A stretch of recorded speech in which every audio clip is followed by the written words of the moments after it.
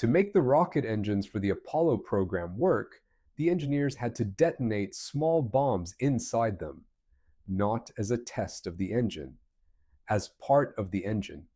Every Saturn V that ever flew had explosive charges built into the combustion chambers, designed to go off on purpose because the engineers had discovered that the only way to keep the engine from tearing itself apart was to shock it into stability the instant it started. They figured this out by trial and error. They did not fully understand why it worked. They wrote down the procedure that worked, and they followed it, and it never failed in flight.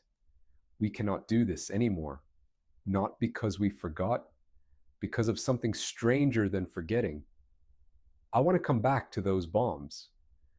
I want to come back to the engineers who built them and the procedure they wrote down, and the question of what exactly was lost when the last person who understood that procedure retired. But to get there, I have to start somewhere else. I have to start with what the Apollo program actually was, because almost everything you have been told about it is either wrong or incomplete. The story we tell about Apollo is a story about a speech. Kennedy in 1962 at Rice University saying we choose to go to the moon, not because it is easy, but because it is hard. The story is about heroism, about national resolve, about a country deciding to do an impossible thing and then doing it. That story is true. It is also a story that has been told so many times that it has stopped meaning anything. What I want to do in this video is tell you a different version, not a contradictory version, a more specific one. I want to tell you about the people and the decisions and the moments where the whole thing nearly fell apart, and the strange and almost accidental ways it didn't. I want to tell you about the program as it actually was, not as it has been mythologized. May 25th, 1961. John F. Kennedy stands in front of Congress and commits the United States to landing a man on the moon by the end of the decade. Here's what NASA actually had at that moment. One American had been to space. His name was Alan Shepard. His flight had lasted 15 minutes. He hadn't even reached orbit. He'd gone up, arced over, and come back down. Total cumulative American human spaceflight experience at the moment Kennedy made the commitment was less time than it takes to watch an episode of a sitcom. NASA had no rocket capable of reaching the moon. The Saturn V didn't exist. It hadn't been designed. The engines that would power it, the F-1s, didn't exist. The largest American rocket engine that had ever flown produced about 200,000 pounds of thrust. The F-1 would need to produce 1.5 million pounds each, and the Saturn V would need 5 of them. Just on the first stage. NASA had no spacecraft capable of carrying humans to the moon. The command module didn't exist. The lunar module didn't exist. The concept of a lunar module, of separating into 2 vehicles in lunar orbit, hadn't even been officially adopted. NASA was still arguing internally about whether to fly directly to the moon or to assemble a spacecraft in Earth orbit. The lunar orbit rendezvous idea was being pushed by a single engineer, John Houbolt, who was going around his superiors to lobby for it because he'd done the math and knew it was the only approach that could work in the timeline. He was, at one point, threatened with being fired for insubordination. He turned out to be right about literally everything. NASA had no computer capable of guiding a spacecraft to the moon. The integrated circuit had been invented 3 years earlier. It existed in laboratories. Nobody had ever flown one on a spacecraft. The Apollo guidance computer, when it was built, would use 4,100 integrated circuits, which was, at the time, a significant fraction of all the integrated circuits ever manufactured. NASA bought 60% of the entire US production of integrated circuits in the early 1960s. They essentially created the modern semiconductor industry by being the first customer with a checkbook big enough to justify mass production. NASA had no spacesuit capable of operating on the lunar surface. The suit that would eventually be used, the A7L, was built by Playtex, the same company that made bras. The engineers at the established aerospace firms couldn't figure out how to make a suit flexible enough for an astronaut to bend down and pick up a rock while also being airtight. In a vacuum, the seamstresses at Playtex, who'd spent their careers building flexible, pressurized garments for women's bodies, could. They sewed the suits by hand using sewing machines with tolerances measured in fractions of a millimeter. If a single stitch was off, the astronaut would die. They never lost an astronaut to a suit failure. NASA didn't have the launch facilities. Pad 39. A at Kennedy Space Center didn't exist. The vehicle assembly building, which would be needed to stack the Saturn V, didn't exist. When it was eventually built, it was, briefly, the largest building in the world by volume. It's so big that it has its own weather. Clouds form inside it on humid days. NASA didn't have the workforce. At the time of Kennedy's speech, NASA had about 16,000 employees. By 1966, it would have 36,000 plus another 376,000 contractors. The Apollo program at its peak employed about 400,000 people, which is roughly the population of Minneapolis. It consumed 4.4% of the entire federal budget. For comparison, NASA today gets about 0.5%. So Kennedy stands up and says we're going to the moon by the end of the decade. He has basically none of the things he would need to do this. And he doesn't ask, he just commits the country. What's interesting, and this is the part nobody really talks about, is that Kennedy didn't actually care about the moon. He cared about beating the Soviets. We know this because the tapes exist. In November 1962, Kennedy met with NASA Administrator James Webb in the Oval Office. Webb wanted to emphasize the scientific value of lunar exploration. Kennedy interrupted him. The transcript is real. Kennedy says, and I'm paraphrasing slightly, that he's not interested in space exploration as such. He's interested in winning a specific political competition with the Soviet Union. The moon is just the scoreboard. If there were a cheaper way to beat the Russians, he'd take it. There isn't, so they're going to the moon. This matters because it tells you something important about how Apollo got funded. It wasn't funded because Americans love science. It was funded because Americans were terrified of losing the Cold War. The moment that terror went away, the funding was going to go away too. Apollo had baked into its political DNA a self-destruct mechanism. The program existed because of a specific geopolitical anxiety. When the anxiety ended, so would the program. The engineers building it didn't fully understand this. The astronauts flying it didn't fully understand this, but Kennedy understood it, and his successors understood it. Apollo was a sprint to a finish line, and once you crossed the line, there was no reason to keep running. I want to spend some time on something the standard Apollo narrative skips. Who actually built this thing?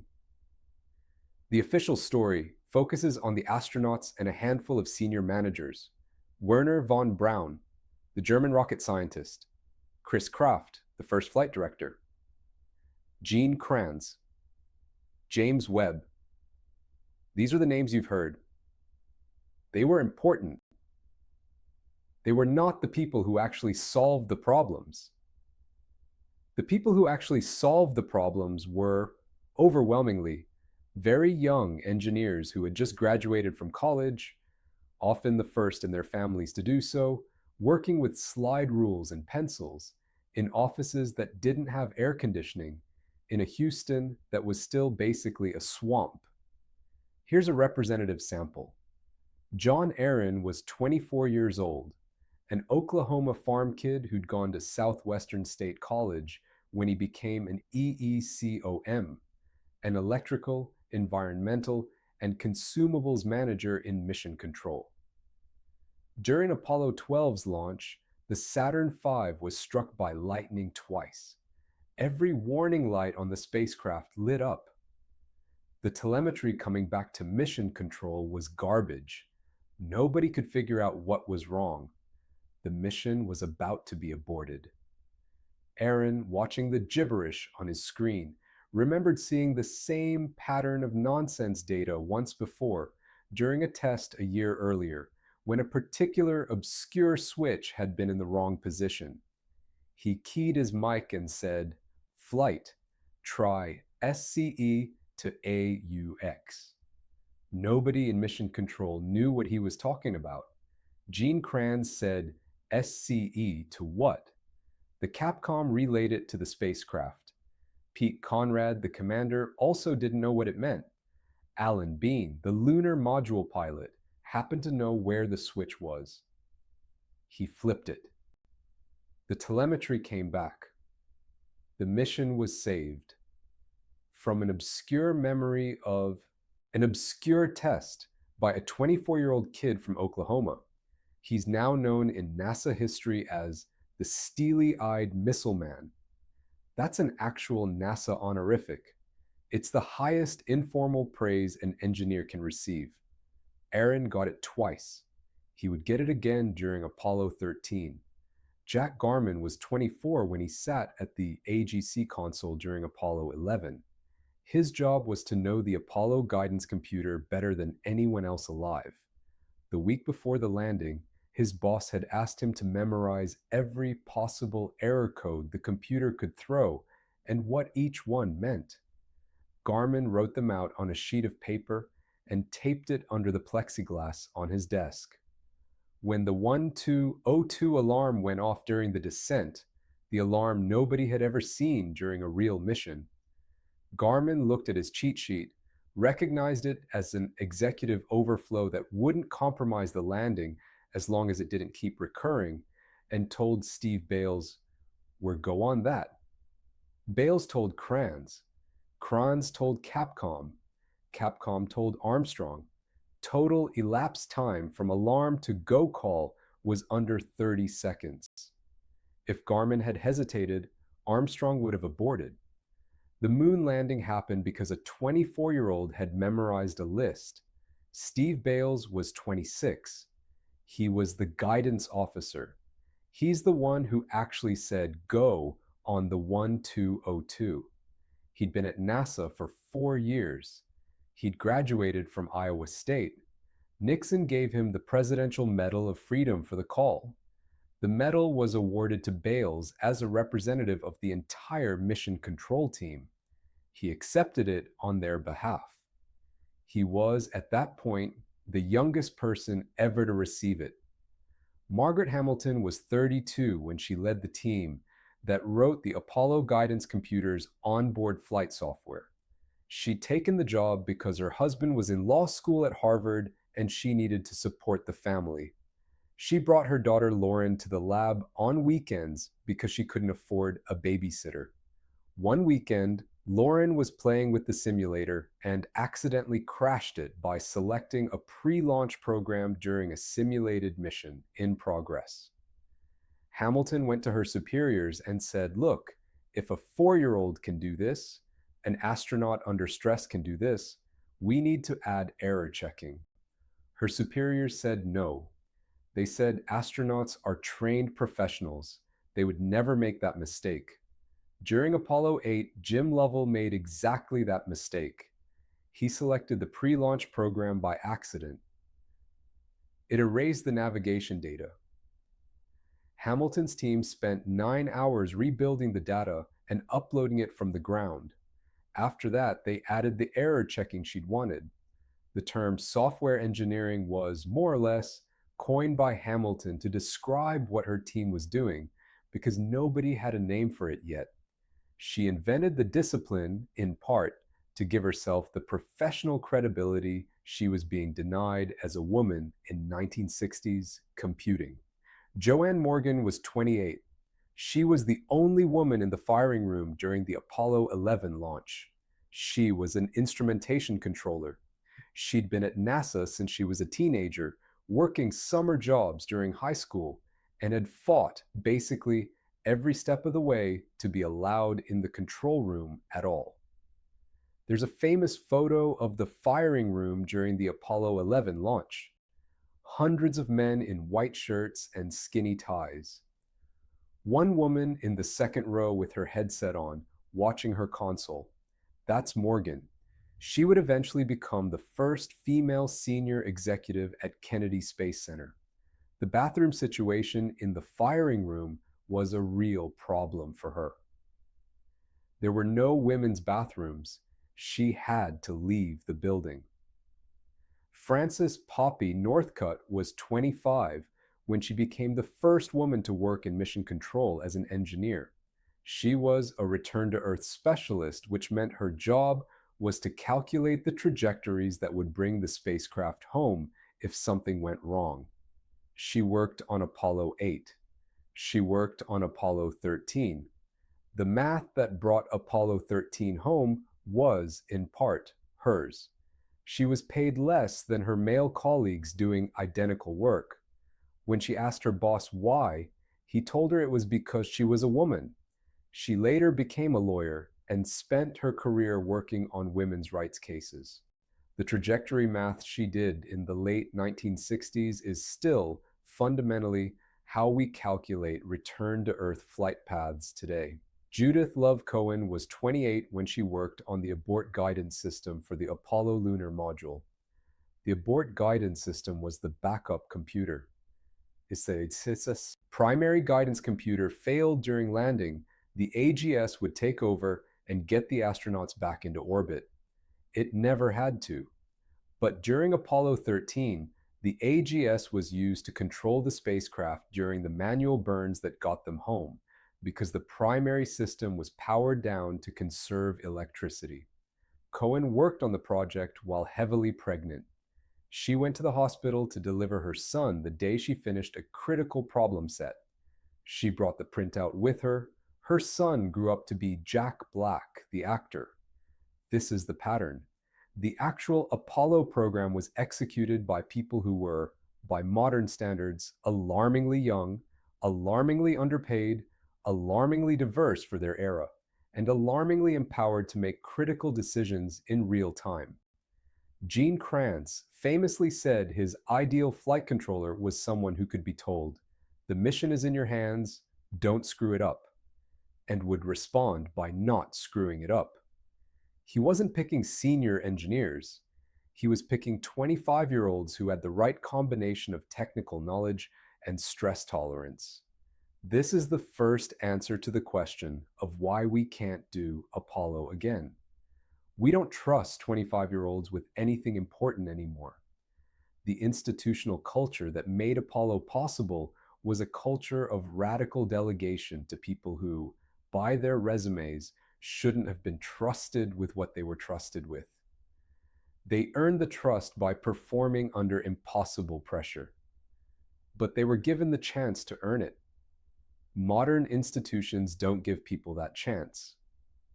I want to talk about the rocket. Not in the standard, wow, it was big way. In the way that explains why it was, technically, almost an impossible thing to build.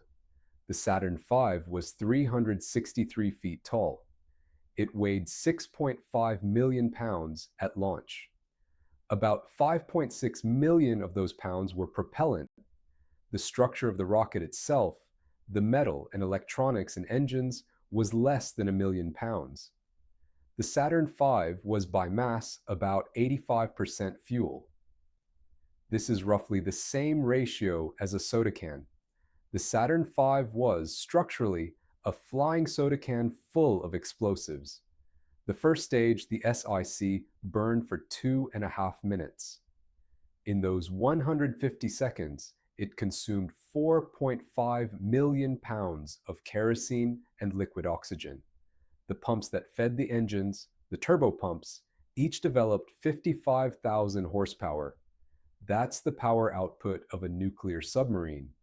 There were 5 of them on a single stage, running for 2.5 minutes.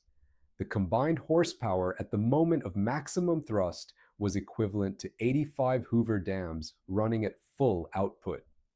The energy was being released so fast that the rocket consumed its own weight in fuel every few seconds. The acoustic energy of the launch was enough to kill you if you stood within 800 feet of the pad, not from the heat or the blast, from the sound. The sound pressure level at launch was about 204 decibels at the engine bells, decreasing with distance but still around 130 decibels at the press site 3 miles away. At 130 decibels, your eardrums hurt. At 150, they rupture. At 180, you can die from acoustic trauma alone. The Saturn V was the loudest sound humans have ever deliberately made, second only to nuclear weapons. The launch pad itself had to be protected from the rocket. The flame trench under the pad had a steel deflector that weighed 700 tons. The deflector was sprayed with 350,000 gallons of water per minute during launch, not to cool the rocket, but to absorb the sound energy. Without the water suppression system, the sound waves bouncing off the pad would have torn the rocket apart. The water turned to steam instantly. The launch tower shook. The ground shook. People felt it in their chests miles away. Here's the part that I find genuinely incredible. The F1 engines, the 5 enormous engines on the first stage, had a problem during development that nearly killed the entire program. They suffered from combustion instability. This means that the fuel and oxidizer, instead of burning smoothly, would burn in pulses. The pulses would create pressure waves inside the combustion chamber. The pressure waves would interfere with each other. The interference would create resonance. The resonance would shake the engine apart in milliseconds. The F1, when it failed this way, would explode so fast that high-speed cameras couldn't capture the failure. One frame, intact engine. Next frame, debris field. The engineers at Rocketdyne, the contractor building the engine, tried for years to solve the instability problem analytically. They couldn't. The math of combustion instability in a chamber that large, with that much propellant flowing through it, was beyond what could be calculated with the tools of the early 1960s. The chamber was too big. The dynamics were too chaotic. The equations didn't close. So they did something that, in any other engineering discipline, would be considered insane. They started detonating small bombs inside running F1 engines. I'm not exaggerating. They would start the engine, get it to steady state operation, and then trigger small explosive charges inside the combustion chamber to deliberately destabilize the burn. Then they would watch what happened. If the engine recovered to stable operation within 400 milliseconds, the design was considered to have dynamic stability. If it didn't recover, the engine exploded. They cleaned up the test stand, modified the injector plate, and tried again. They did this thousands of times. They went through dozens of injector plate designs.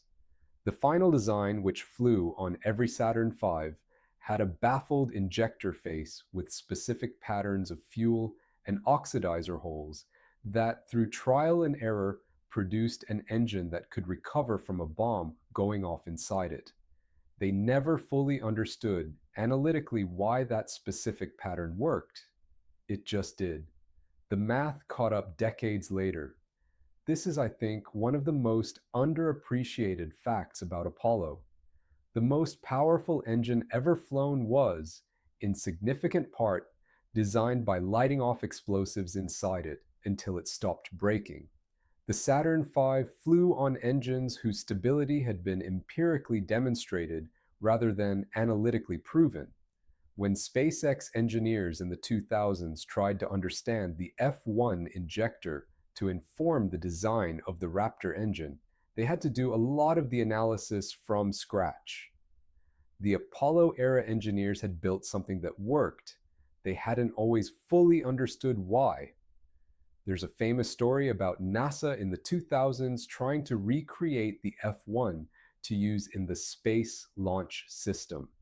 They had the blueprints, they had complete documentation, they had F1 engines in museums they could examine. They could not, with modern manufacturing techniques, easily replicate them. The engines had been built by hand, by welders who had developed specific techniques that weren't fully documented, using machine tools that no longer existed, with quality control practices that lived in the heads of foremen who had retired or died. Some of the F1 components, when modern engineers tried to reverse engineer them, turned out to have been hand-tweaked on the shop floor by individual technicians who'd figured out tricks that nobody had written down. The institutional knowledge was gone. This is the second answer to why we can't do Apollo again. The knowledge wasn't just in the blueprints, it was in the people. When the people retired, the knowledge left. We don't know how to build a Saturn V today. We could build something equivalent given enough time and money, but we'd have to relearn things that the Apollo generation knew in their hands and their muscle memory. Knowledge that can't be written down is the most fragile kind of knowledge. Apollo had a lot of it. We let it evaporate. January 27, 1967. Pad 34, Cape Kennedy. Apollo 1, then officially designated AS-204, is doing a routine plugs-out test. The crew is in the spacecraft. The atmosphere inside the capsule is pure oxygen at 16.7 psi, slightly above sea level pressure. This is a standard test configuration. NASA has done it many times before. The pure oxygen environment had been chosen years earlier for engineering reasons. A pure oxygen atmosphere at low pressure is simpler than a nitrogen-oxygen mix at full pressure. Fewer gases to manage, simpler life support, lower structural mass. The Mercury and Gemini programs had used pure oxygen with no problems. The decision had been made to continue with pure oxygen for Apollo. Nobody at NASA had seriously considered what pure oxygen at above atmospheric pressure would do in the presence of an ignition source. The crew is Gus Grissom, Ed White, and Roger Chaffee. Grissom is one of the original Mercury 7. White is the first American to walk in space. Chaffee is a rookie on his first flight assignment. At 6:31 p.m., something in the wiring under Grissom's seat shorts. We still don't know exactly what. The investigation found multiple potential failure points. Spark somewhere ignites something. In a pure oxygen environment at elevated pressure, something is anything. Velcro burns. Aluminum burns. The fire isn't a normal fire. It's a chemical reaction so fast that it's closer to an explosion than a combustion. The temperature inside the capsule goes from room temperature to over 1,000 degrees Fahrenheit in seconds. The pressure spikes. The capsule's interior is consumed. The capsule has an inward opening hatch. This was an engineering decision made after Grissom's Mercury flight, when the explosive hatch had blown prematurely and his capsule had sunk. The inward opening hatch couldn't blow prematurely. It also couldn't be opened from inside when the cabin pressure was higher than outside pressure, which, during a fire that's increasing internal pressure, it was. The crew couldn't get out. The pad crew couldn't get in. By the time the hatch was opened, 17 minutes after the fire started, all 3 astronauts were dead. Here's what I want to focus on. Not the deaths, which have been covered extensively, the institutional response. NASA grounded the program. Investigations were launched.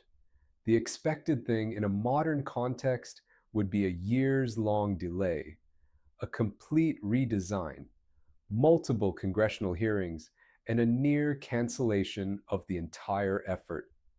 Apollo had been hemorrhaging political support already. There was a real possibility in early 1967 that the program would be killed. It wasn't killed. It was reformed.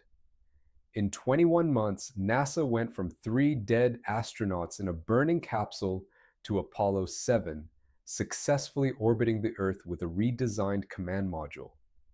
In 21 months, from total catastrophe to flying again. Modern aerospace programs would take a decade. The redesign was massive. The hatch was changed to open outward and could be opened in seconds.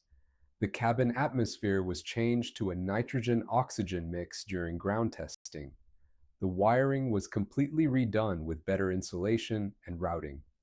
Velcro and other flammable materials were almost entirely removed from the cabin. The materials that remained were tested for flammability in pure oxygen. Over 1,500 design changes were made. Many of them were small. Some were enormous. The reason it happened in 21 months and not 10 years was a guy named George Low. He was named the manager of the Apollo spacecraft program office after the fire. He was 41. He'd been at NASA since its founding. He instituted a daily meeting every morning where every open issue had to be addressed and tracked. He gave individual engineers personal responsibility for specific problems and the authority to make decisions about how to fix them. He created what he called a tiger team structure, where small groups of people could be assembled to attack specific problems with no bureaucratic overhead. He trusted his people. He delegated aggressively. He held them accountable, but he didn't second-guess them. This is the third answer to why we can't do Apollo again.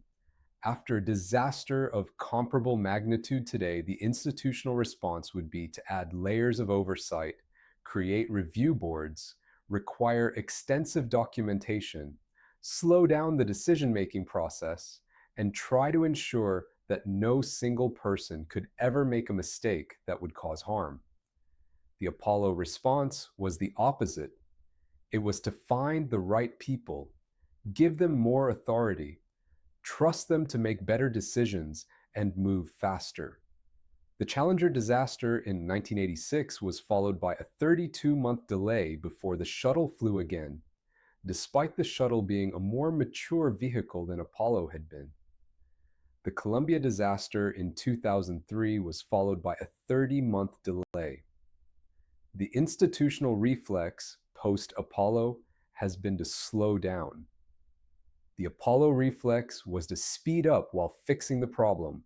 The redesigned command module that flew on Apollo 7 was by most measures the safest spacecraft NASA had ever flown. It worked perfectly. Wally Schirra, Don Eisel, and Walter Cunningham orbited the Earth for 11 days and tested every system. There were no major failures. The vehicle was ready. NASA, having just lost 3 astronauts, was, less than 2 years later, ready to send 3 more to the moon. Which brings us to Apollo 8. Apollo 8 is the mission everybody underrates. It's overshadowed by Apollo 11 because 11 had the landing. But Apollo 8 was arguably the more audacious flight. It was the first time humans left Earth's gravitational influence. It was the first time humans orbited another world. And it almost didn't happen the way it did, because the decision to fly it was made on the fly, with almost no margin, for reasons that had more to do with politics than engineering. Here's the situation in August 1968. The Apollo program is recovering from the fire. Apollo 7 hasn't flown yet. The lunar module, the LM, is behind schedule. Grumman, the contractor building it, is having trouble. The LM is overweight. It's wired wrong in places. The ascent engine has had test failures. It's not going to be ready to fly on Apollo 8, which was supposed to be a high Earth orbit test of the LM with the command module. Meanwhile, the CIA is telling NASA that the Soviets are about to fly a manned circumlunar mission. The Soviets have been working on a spacecraft called Zond, which is essentially a stripped down Soyuz capable of looping around the moon and returning. Zond 5 had successfully done this in September 1968, unmanned, carrying tortoises and other biological specimens that survived the trip. The Soviets were, according to intelligence assessments, weeks away from putting a cosmonaut on board. If the Soviets sent a man around the moon before America landed on it, the Cold War scoreboard gets complicated. The Soviets would be able to claim, plausibly, that they had been the first to send humans to the moon. The landing, when it eventually happened, would be a second-place finish in the symbolic race, even though it was technically far more difficult. George Low, the same George Low who had managed the post-fire redesign, proposed something audacious. Skip the LM test. Take Apollo 8 to the moon. Not just around the moon. Into orbit around the moon. Get there before the Soviets. Use the command module only. Trust that the Saturn V, which had flown only twice before, both times unmanned, and one of those times with significant problems, would work for a manned mission. The Saturn V had flown on Apollo 4, unmanned successfully. It had flown on Apollo 6, unmanned, with serious pogo oscillations that had damaged the rocket and could have killed a crew if one had been on board. The pogo problem, named because it looked like a pogo stick bouncing, was a longitudinal vibration where the rocket would stretch and compress along its length, sometimes violently enough to break things. The fix for pogo on Apollo 6 had been theoretical. It hadn't been tested in flight. Apollo 8 would be the first flight test of the pogo fix, and it would be the test with humans on board on a trajectory to the moon. Low's proposal was, by any rational measure, reckless.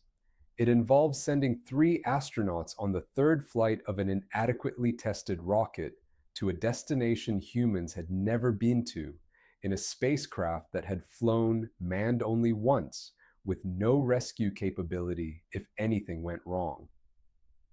The mission planners calculated that if the service propulsion system, the single engine that would put them in lunar orbit and then bring them out of lunar orbit, failed at the wrong moment, the astronauts would either be stranded in lunar orbit until they died of suffocation, or sent on a trajectory that would never intersect Earth again.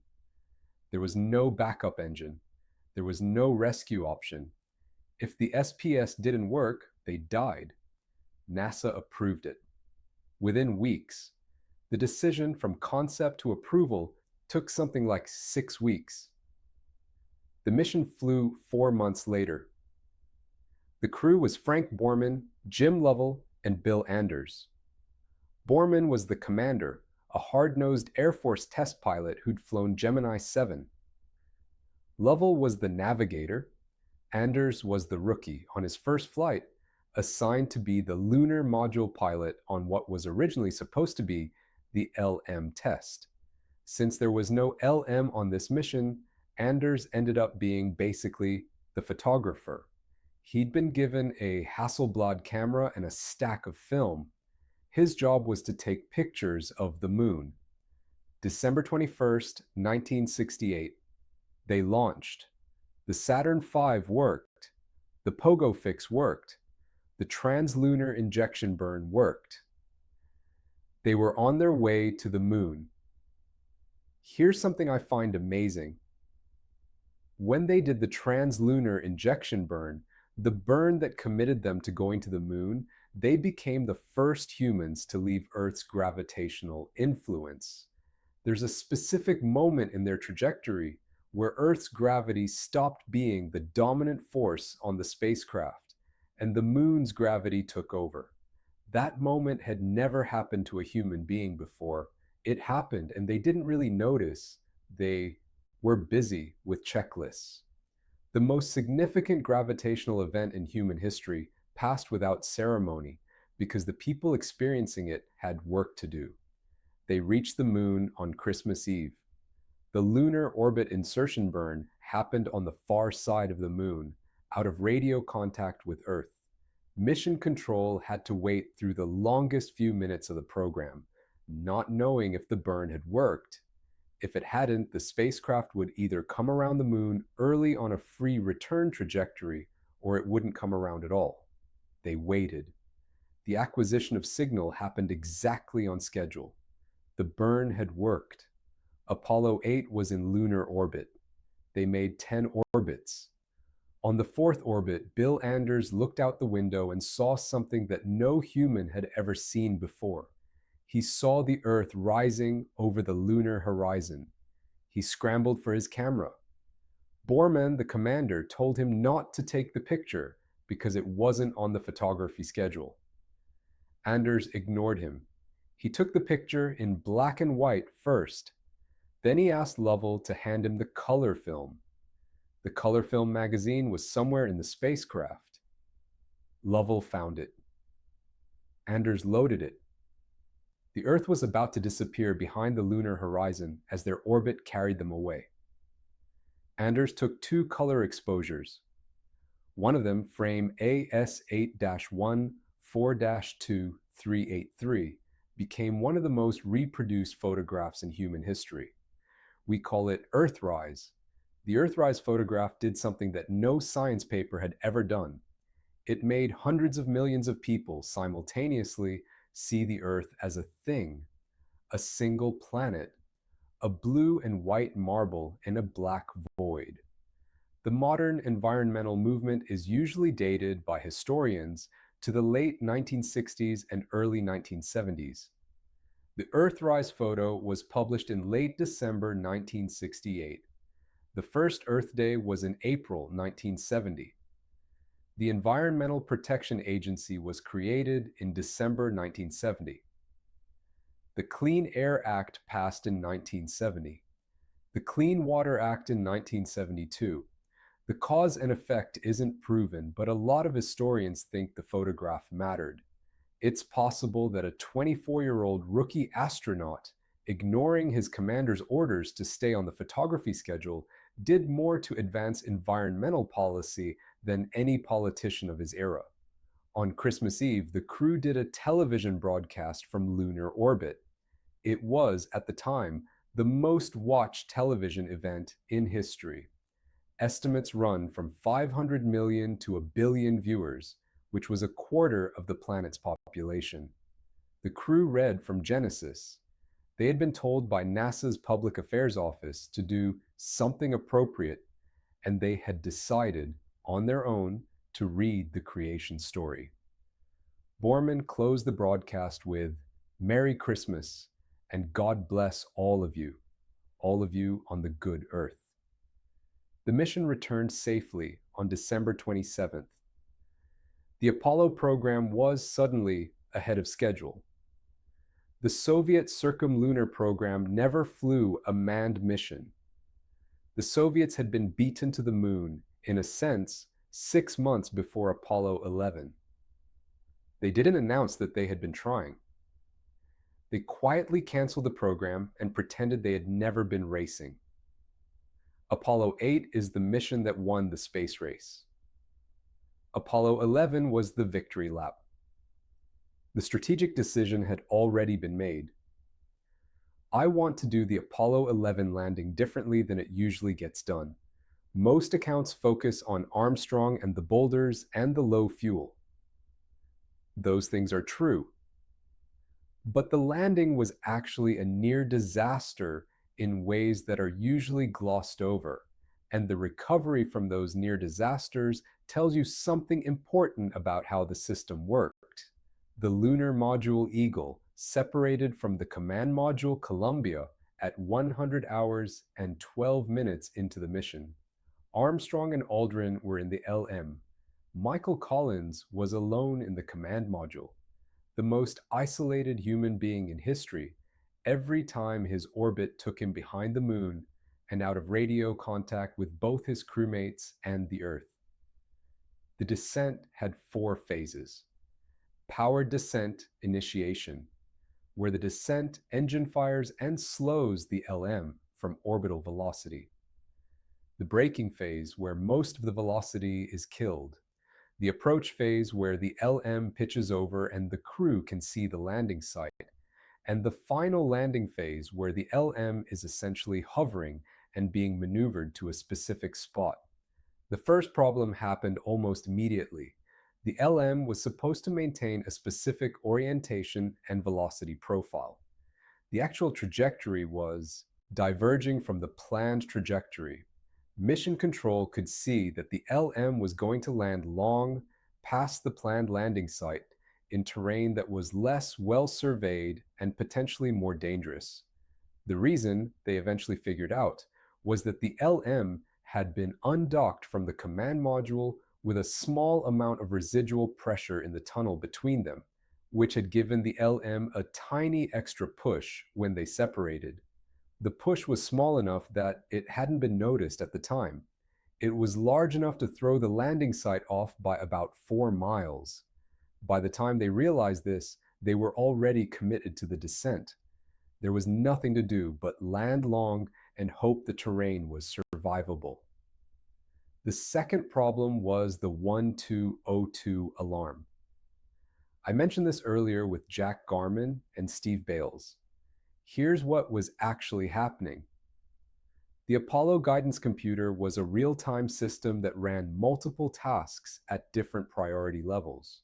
The way it worked, simplified, is that high-priority tasks would interrupt lower priority tasks, and the computer would always make sure the most important things got done.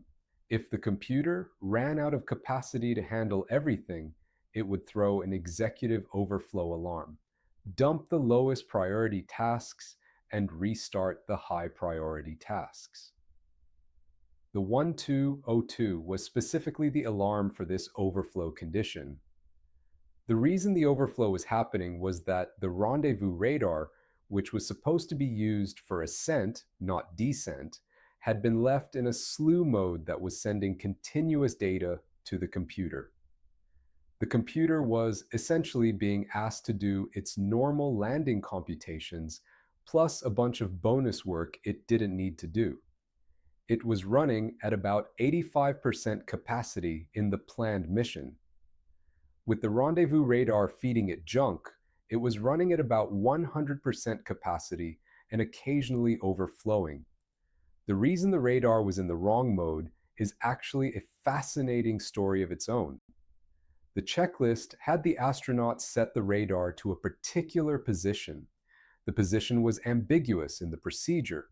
There were 2 switch positions that both technically satisfied the checklist instruction, and one of them sent the radar into the wrong mode. The astronauts had used the position that, on the simulator, had never caused a problem. The simulator hadn't modeled the specific electrical interaction that caused the problem in the real spacecraft. The simulator had a bug. They'd practiced with the bug for months without realizing it. When the 1202 went off, here's what was supposed to happen, in theory. The astronauts were supposed to abort. The alarm meant the computer was overloaded, and the standard procedure for a computer alarm during descent was to abort. Armstrong and Aldrin were trained to abort on a 1202. They didn't. They asked Mission Control what to do. Mission Control had Garmin, who knew that this specific alarm in this specific condition wasn't dangerous as long as it didn't keep recurring without dropouts. Bales relayed the go call. They kept descending. The genius of the AGC's design, by the way, is what made this survivable.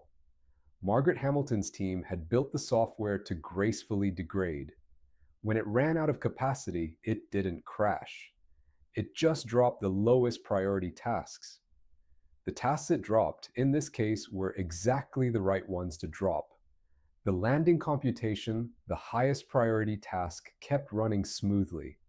If the software had been written more conventionally, with all tasks treated equally, the overflow would have crashed the computer and they would have died. The third problem happened in the final approach. Armstrong, looking out the window, saw that the planned landing site was inside or near a crater the size of a football field, filled with boulders the size of cars. The autopilot was guiding them right into it. If he let it continue, the LM would land on a boulder, tip over, and they would die. There was no abort option this late in the descent.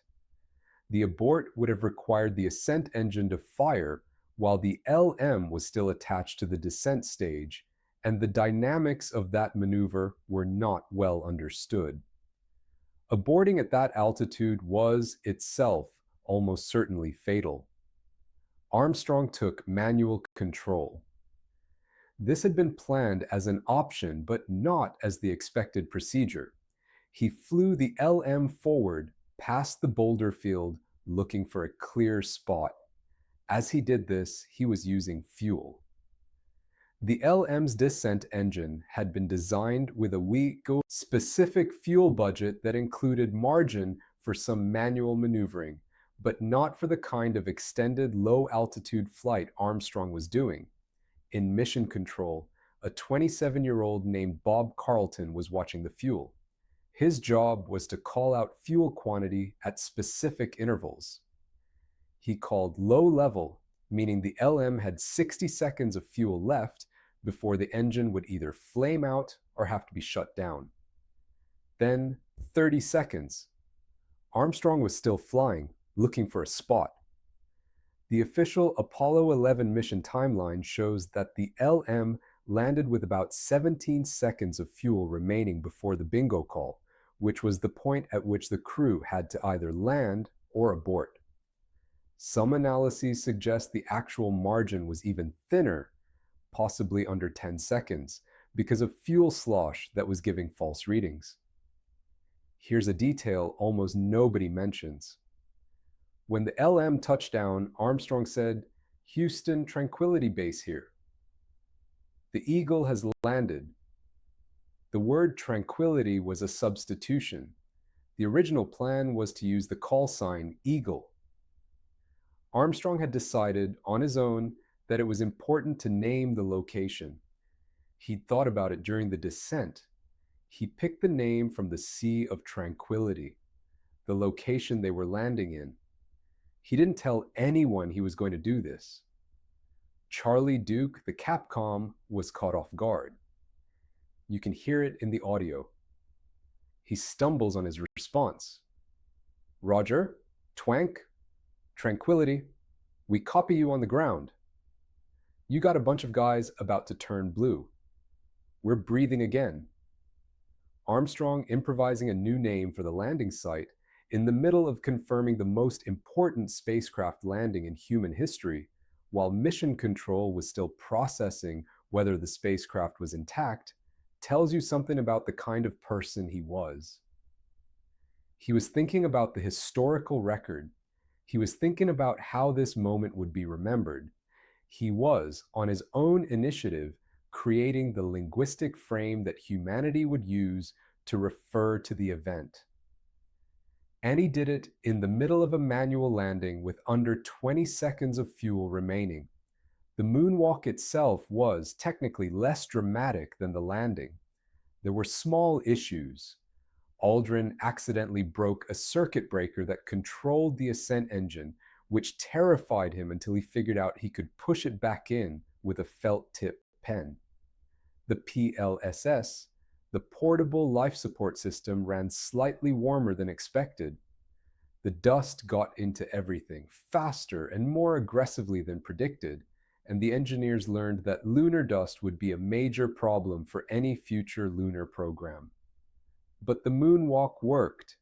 They collected 47 pounds of rock and soil. They planted a flag. They took photographs. They left a plaque. They went home. What I want you to take away from the Apollo 11 descent is that it was saved repeatedly by individual humans making real-time decisions that hadn't been planned for. The trajectory error, the 1202 alarm, the boulder field. Each of these would have killed the mission if the people involved had followed the rules. They didn't follow the rules. They improvised. They had the training and the authority and the trust to improvise. And the system, the larger Apollo system, was designed to allow that improvisation. The checklists were guidance, not law. The astronauts were pilots, not passengers. The flight controllers were decision makers, not button pushers.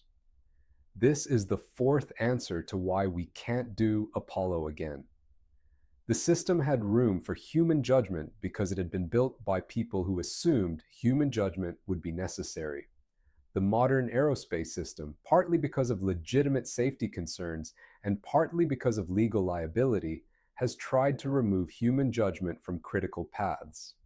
The crew of a modern spacecraft has less authority to deviate from procedure than Armstrong did.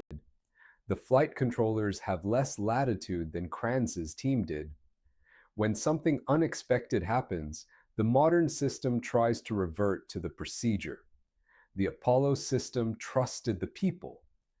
After Apollo 11, the program had a problem. It had succeeded.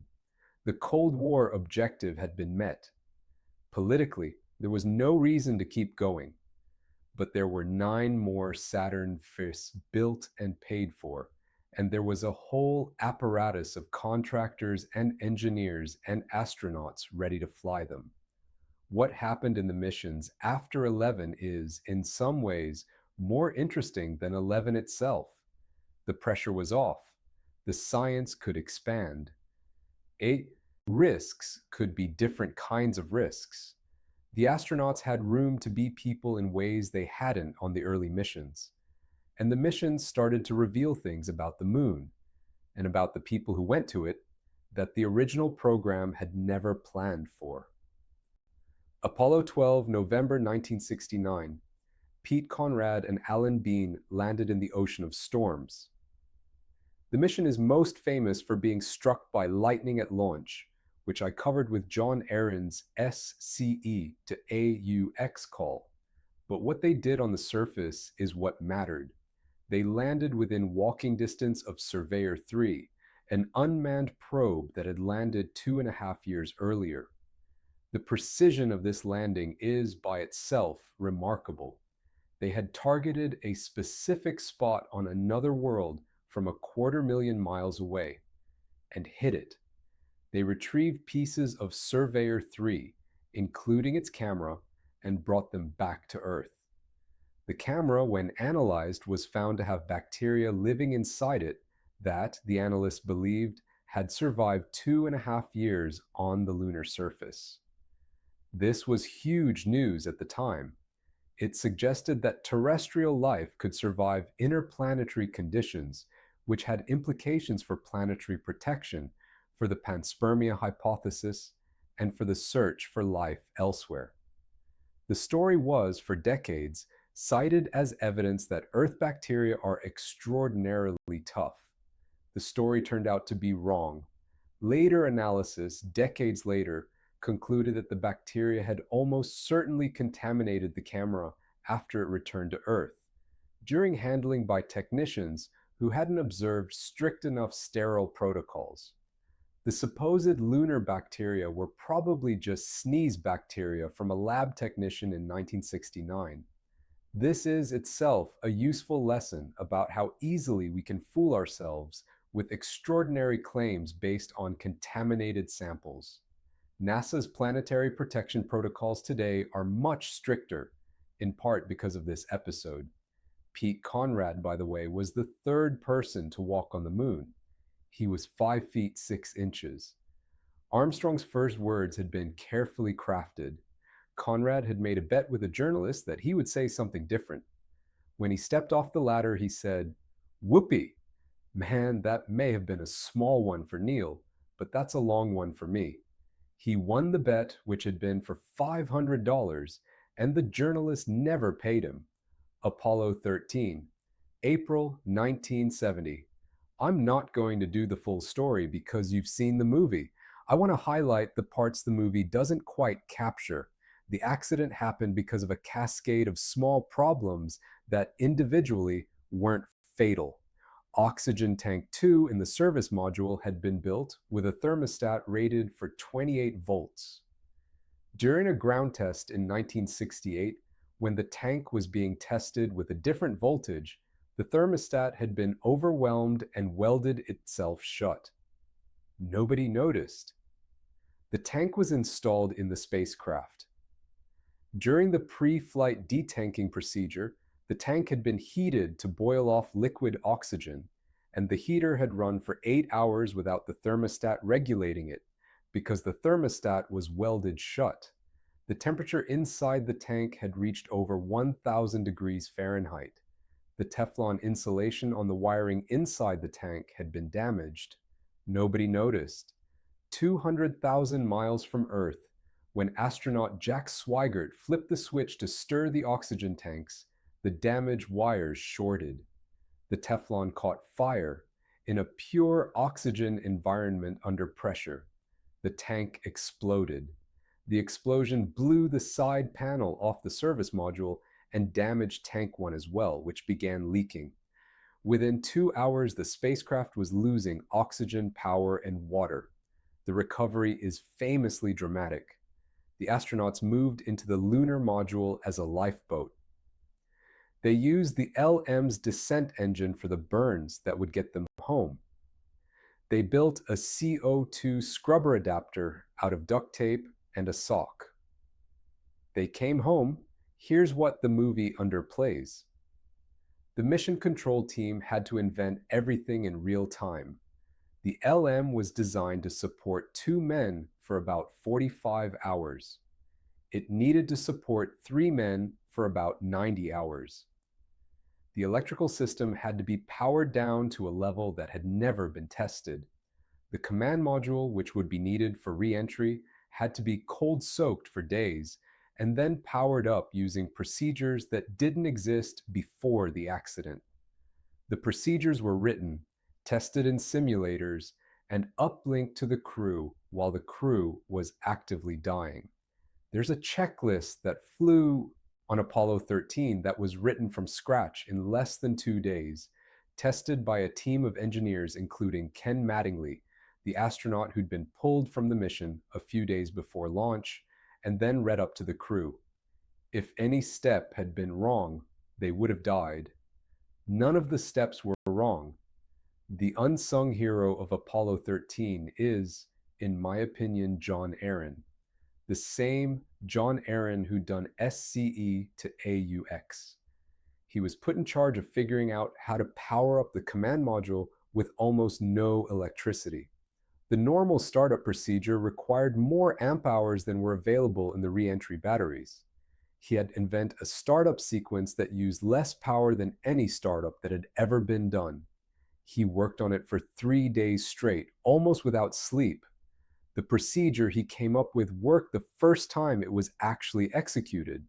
He was 27. Apollo 14, January 1971. Alan Shepard finally got to the moon. He'd been the first American in space 10 years earlier, then grounded for years by Meniere's disease, an inner ear condition. He'd had experimental surgery to correct it. He'd fought his way back onto flight status. At 47, he was the oldest person to walk on the moon. He brought a 6-iron golf club head with him. He attached it to a sample collection handle. He hit 2 golf balls on the lunar surface. The first one went a few feet. The second one, he claimed, went miles and miles and miles, although later analysis of the video showed it went about 40 yards. Imaging analysis in 2021 using enhanced photographs located both balls on the surface. They're still there. Apollo 15, 16, and 17 were the J missions, the extended exploration missions. They carried a lunar rover. They stayed for 3 days instead of one. They covered tens of kilometers of lunar terrain instead of a few hundred meters. They did real geology. This is the part of the Apollo program that has aged best, scientifically. The early missions were essentially proof of concept. The J missions were the actual science, and the science was being done at this point by a new kind of astronaut. Harrison Schmitt, who flew on Apollo 17, was a geologist. He'd been trained as a scientist first and an astronaut second. He was the only PhD scientist to walk on the moon during Apollo. He had been campaigning for years to get a mission. NASA had originally planned to fly him on Apollo 18, but Apollo 18 was canceled. The geology community lobbied NASA to swap Schmitt onto Apollo 17, displacing Joe Engle, who'd trained for the mission. NASA agreed. Engle was furious. Schmitt got to go. On Apollo 17, Schmitt and Gene Cernan found something that, even today, geologists are still arguing about. They were exploring a region called Shorty Crater. Schmitt, walking around the rim, suddenly stopped and said, "Oh hey, wait a minute, there is orange soil." The transcript captures the moment. The soil was bright orange in patches around the crater. This shouldn't have existed. The moon was supposed to be gray.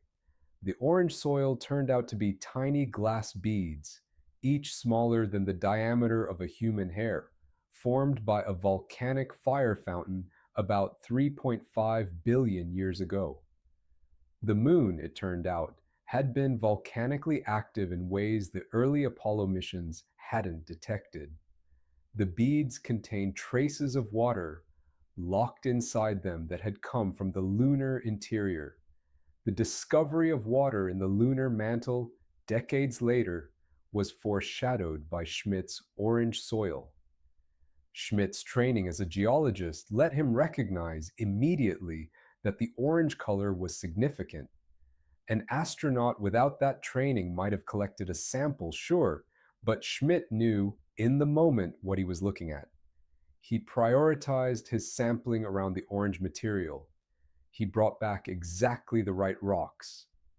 The Apollo 17 samples, including the orange soil, are still being analyzed today.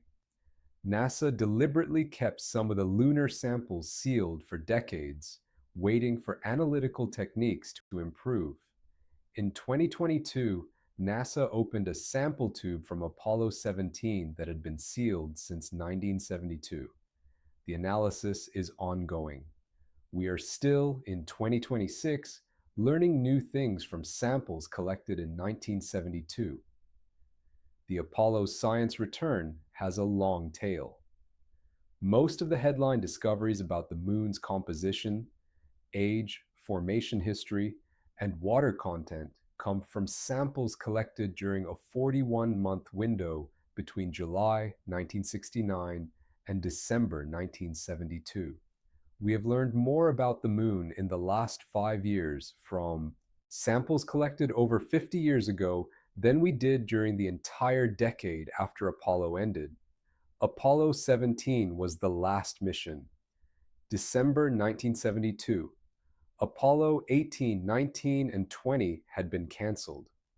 The Saturn verse that would have flown them were turned into museum pieces.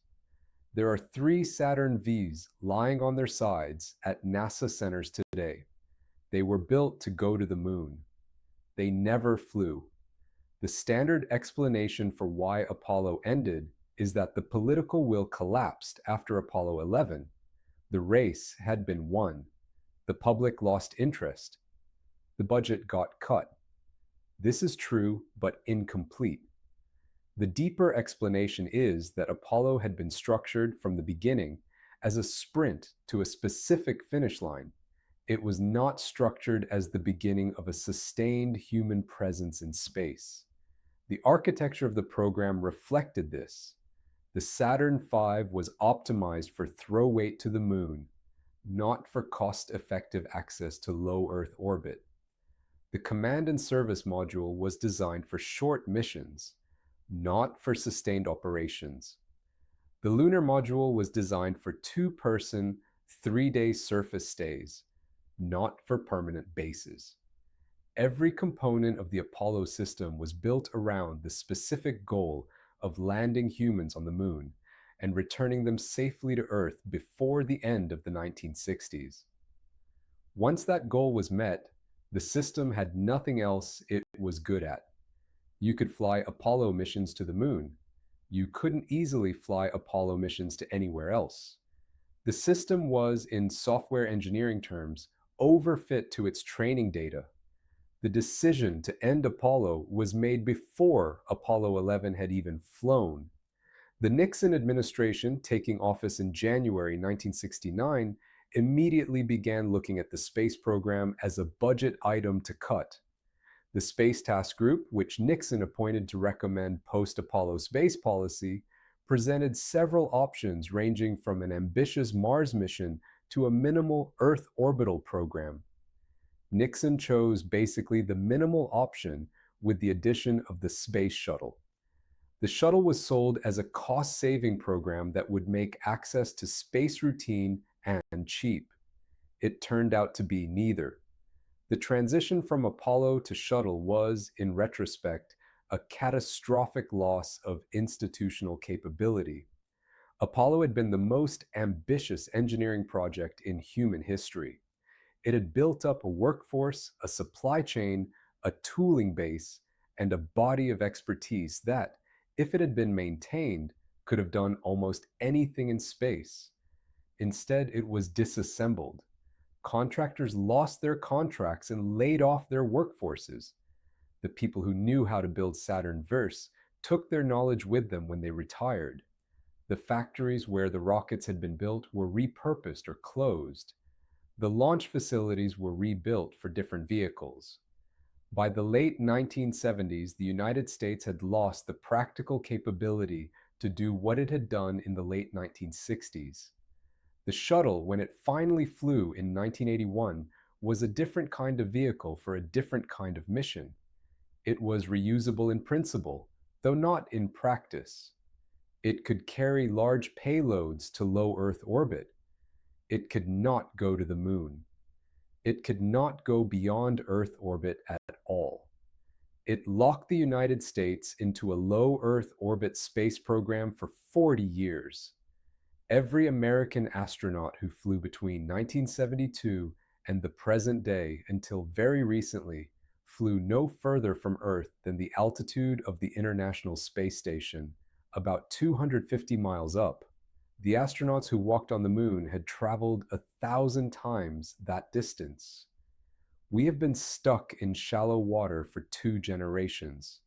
The reason this matters is that Apollo's institutional infrastructure was the kind of thing that, once lost, is very hard to rebuild. You can rebuild factories, you can train new engineers. What you can't easily rebuild is the tacit knowledge, the organizational culture, and the workforce momentum that comes from sustained, ambitious work. Apollo had built up that momentum over a decade. The decision to redirect to the shuttle dissipated it within a few years. By the time anyone wanted to go back to the moon, the people who'd done it the first time were old or dead, and the institutional memory had been mostly lost. The Artemis program, NASA's current effort to return to the moon, was announced in 2017. The original target was 2024. The current target, as of 2026, has slipped to no earlier than 2027, and most analysts think 2028 or 2029 is more realistic. Some think it won't happen at all in the current administration's timeline. This is, on its face, embarrassing. The original Apollo program went from a presidential commitment in 1961 to a lunar landing in 1969, 8 years and 2 months. Artemis was announced almost a decade ago and still hasn't landed anyone on the moon, with the benefit of all the knowledge Apollo gave us, with far more advanced computers, with far better materials, with a private space industry that didn't exist in the 1960s, We are slower today with all our advantages than they were with slide rules. Why? I've been hinting at the answers throughout this script. Let me make them explicit. The first answer is the workforce. Apollo employed 400,000 people at its peak, almost entirely focused on a single goal. Artemis employs a fraction of that, spread across a portfolio of programs. The people who worked on Apollo were, on average, much younger than the people who work on space programs today, and they were given much more individual authority. The aerospace workforce today is older, more credentialed, and more constrained by process. The 25-year-old flight controller making real-time decisions doesn't exist in modern NASA. The 26-year-old systems engineer being trusted with a critical design choice doesn't exist either. The institutional culture has shifted toward credentialism, oversight, and risk aversion. This is not, by itself, bad. It produces fewer disasters. It also produces less progress. The second answer is the budget. Apollo consumed 4.4% of the federal budget at its peak. NASA today gets about 0.5%, and only a fraction of that goes to Artemis. The money required to do something Apollo-like, with the kind of urgency Apollo had, would be on the order of $400 billion to $600 billion in current dollars over a decade, which is roughly the cost of one large aircraft carrier program or one mid-sized war. It is, in absolute terms, completely affordable. It is, in political terms, almost impossible to get appropriated because there is no political constituency demanding it the way the Cold War demanded Apollo. The third answer is the political will. Apollo was funded because Americans were terrified of the Soviet Union. The Soviet Union no longer exists. There is no comparable adversary creating comparable urgency. China has a lunar program and is, in some sense, a rival. But the threat profile is different. China going to the moon doesn't feel, to most Americans, like an existential challenge the way Sputnik did. Without that kind of fear, the political coalition that would fund a crash lunar program doesn't form. Artemis has support, but it doesn't have urgency. The difference matters. The fourth answer is the regulatory and legal environment. Apollo operated in a regulatory environment that no longer exists. Decisions were made faster because fewer people had to approve them. Risks were taken that would not be approved today. The Apollo 1 fire killed 3 astronauts, and the program flew again 21 months later.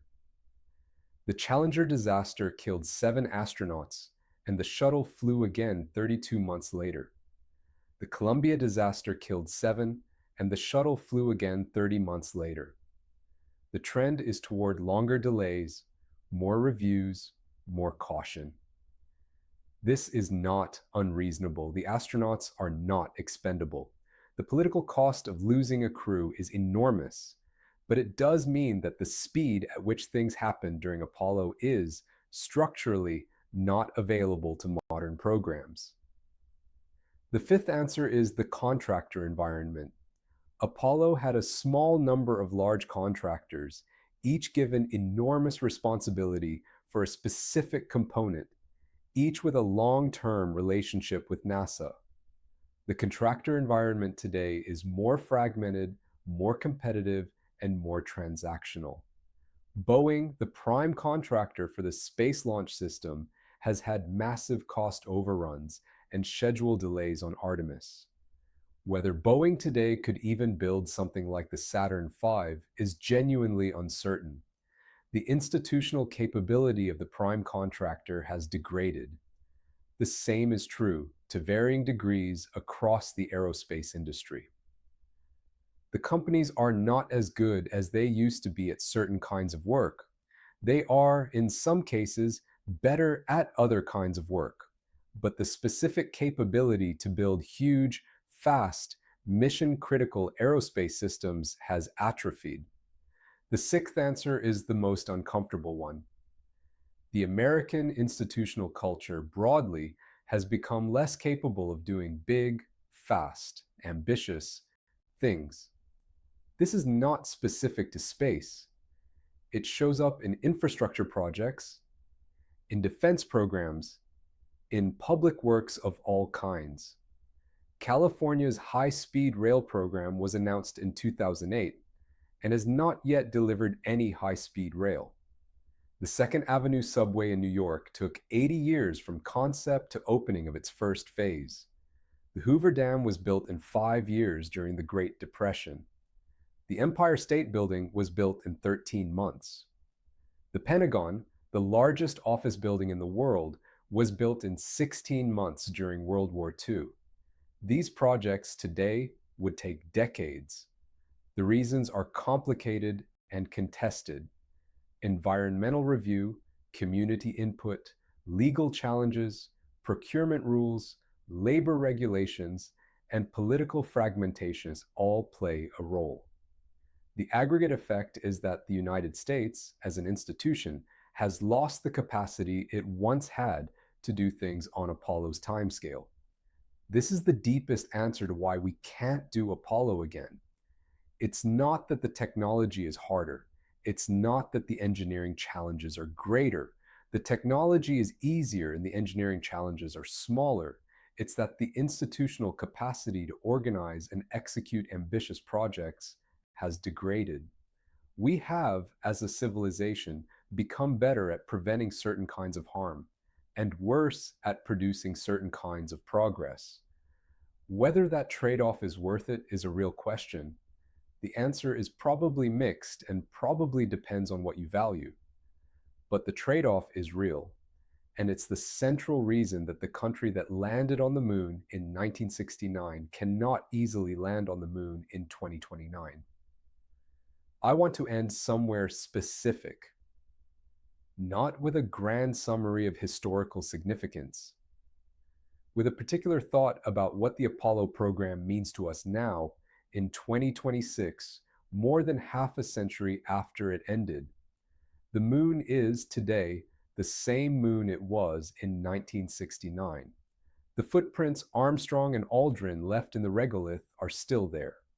They will be there for millions of years because there is no weather, no erosion, no biological activity, no plate tectonics to erase them. The lunar rovers from Apollo 15, 16, and 17 are still parked where the astronauts left them. The descent stages of all 6 lunar modules are still standing on the surface. The flags are still there, though by now the ultraviolet radiation has bleached them white. The plaques are still readable. The retroreflectors that the astronauts place for laser ranging experiments are still being used today by observatories around the world to measure the Earth-Moon distance to millimeter precision. The moon, in a literal sense, is still doing science for us 50 years after we stopped going. There are 12 men who walked on the moon. As of 2026, only 4 of them are still alive. Buzz Aldrin is 96, David Scott is 93, Charlie Duke is 90, Harrison Schmitt is 90. Within a decade, almost certainly within 15 years, the last person who has ever set foot on another world will be dead. We will have, again, a planet where no living human has been to the moon. We will have to wait for the next generation to make new ones, and the next generation so far has not quite gotten there. The engineers who built the bombs inside the F-1 engines are mostly dead now.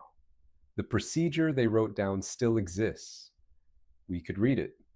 We could follow it. We do not currently build engines that way, not because the procedure is lost, because the people who would trust a procedure they did not fully understand are lost. That is the kind of thing Apollo was. That is the kind of thing we have stopped being.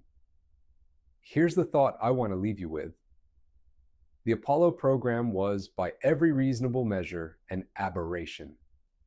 It happened because of a specific confluence of circumstances that included Cold War competition, a young and ambitious president, a workforce shaped by World War II, an institutional culture that trusted young engineers, a national budget unstrained by other priorities, and a technological substrate that was just barely advanced enough to make the goal possible. Take away any of those circumstances, and Apollo doesn't happen. The circumstances are gone. They are not coming back. And yet Apollo happened anyway once, and the evidence of it is still sitting on the moon, visible to anyone with a good enough telescope, durable for geological timescales. The Apollo program is, in this sense, the closest thing we have to physical proof that humans can do impossible things if they decide to. The footprints on the moon are not symbolic. They are real footprints in real dust on a real world that is 250,000 miles away. We put them there. We did it with computers less powerful than the one I'm typing on. We did it with materials we mostly understood and processes we partly didn't. We did it in 8 years, from a standing start. The question of whether we can do it again is, in a sense, a question about ourselves, not about our technology. Our technology is far better. The question is whether we are still the kind of civilization that can decide to do something almost impossible and then do it. The Apollo generation looked at the moon and decided to go there. Then they went. They did not have permission. They created the permission by going. They did not have the technology. They invented the technology by needing it. They did not have the workforce. They built the workforce by demanding it. They did not have the political consensus. They forged the consensus by being undeniable. We could do that. We do not currently do that. The reason is not that we have lost any capability we once had. It is that we have lost, somewhere, the willingness to act as if the future is something we make, rather than something that happens to us. Apollo is, in the end, a moral question. It is the question of what we are willing to attempt. The astronauts and engineers and managers and seamstresses and welders who built Apollo were not better people than us. They were not smarter. They were not more talented. They were people who happened to be in a position where they were asked to attempt something almost impossible, and they decided to try. The trying was the thing. The trying is always the thing. The footprints are still there. They will be there for a long time. They are waiting